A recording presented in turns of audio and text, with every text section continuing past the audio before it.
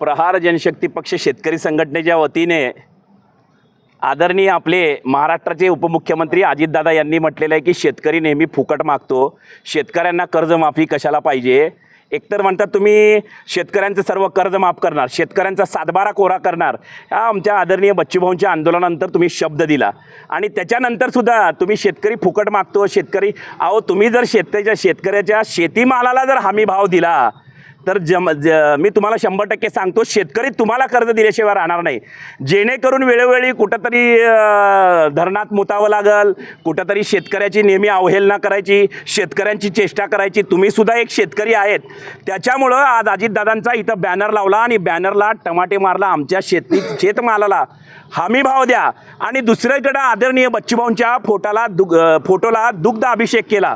याचं कारण तफावत एक नेता जो आहे 5 वेळा उपमुख्यमंत्री होऊन एकदा खासदार होऊन शेतकऱ्यांची नेहमी बदनामी करतो, शेतकऱ्यांची चेष्टा करतो आणि दुसरा नेता मात्र आदरणीय आमचे बच्चूभाऊ शेतकऱ्यांना सर्वत्र एकत्र करून शेतकरी आज एका झेंड्याखाली कुठंतरी शेतकरी पक्ष संघटना जातीमध्ये विभागलेला शेतकरी एकत्र येऊन नागपूरला आदरणीय मुख्यमंत्री फडणवीस साहेबांच्या इथे मोठ्या प्रमाणात शेतकरी एकत्र करून आंदोलन केलं होतं आणि शेतीमालाला हमी भाव मिळावा, शेतकऱ्यांचा सातबारा कोरा।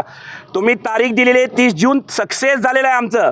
तर वेळोवेळी अशा चुकीच्या वल्गना केल्यामुळं आज अजितदादांच्या आम्ही बॅनरला टमाटे मारून शेतकरी या नात्याने आज तुमचा जाहीर निषेध केलेला आहे। धन्यवाद।